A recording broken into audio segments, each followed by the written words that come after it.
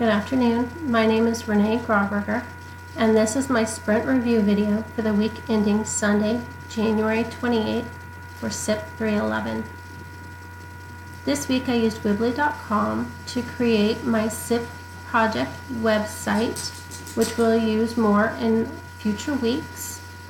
I worked on my innovation brief and completed the required sections of usage scenario, evaluation criteria, and objectives and tasks associated with the project.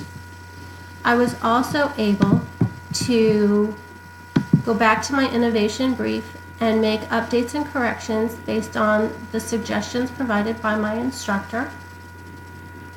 I also this week was able to complete my written self-reflection, and I created a burn down chart based on the example provided in class. Thank you.